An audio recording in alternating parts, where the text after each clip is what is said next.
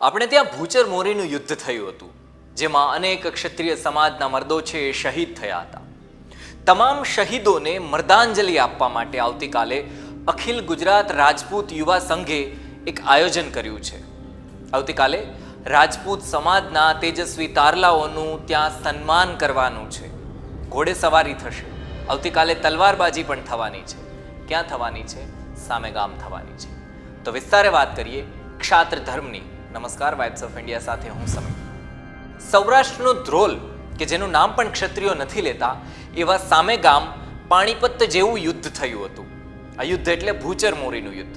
આ મેદાનમાં જામ સત્તાજીની કાઠિયાવાડી સેનાએ અકબરના સુબા જે છે મિયા અઝીઝ કોકા એની વચ્ચે યુદ્ધ કરી દીધું હતું.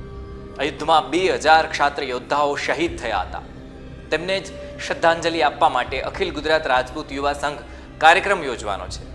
આવતીકાલે ભૂચર મોરીના શહીદ જવાનોને શ્રદ્ધાંજલિ મર્દાંજલિ આપવા માટે અનેક કાર્યક્રમોનું આયોજન કરવામાં આવવાનું છે. આ કાર્યક્રમમાં ક્ષાત્ર સમાજના અનેક આગેવાનો છે એ જોડાવાના છે. સવારે 8 વાગ્યાથી લઈ અને 10 વાગ્યા સુધી ઘોડે સવારી થવાની છે, તલવારબાજી થવાની છે, અને જેવી શસ્ત્ર વિદ્યા પૂરી થઈ જાય એટલે શાસ્ત્ર વિદ્યાની વાત પણ આવવાની છે. એટલે કે રાજપૂત સમાજના તેજસ્વી તારલાઓ છે એમને એવોર્ડ પણ આપવામાં આવશે. ક્ષત્રિય સમાજના લોકોમાં જાગૃતિ આવે એવો સંકલ્પ પણ લેવાનો છે. જેમ માની લો કે કોઈએ જમીન ન વેચવી જોઈએ, ક્ષત્રિય સમાજે દારૂથી દૂર રહેવું જોઈએ, આ પ્રકારના સંકલ્પો લેવામાં આવવાના છે. ભૂચર મોરીની આપણે વાત કરીએ તો એને સૌરાષ્ટ્રનું સૌથી મોટું યુદ્ધ ગણવામાં આવે છે. અતિથિ ધર્મના કારણે ક્ષત્રિયોએ આ યુદ્ધમાં કુરબાની વહોરી લીધી હતી. આ યુદ્ધનો આશય ગુજરાતના છેલ્લા સુલતાન છે મુઝફ્ફર શાહ ત્રીજા, એને બચાવવાનું હતું.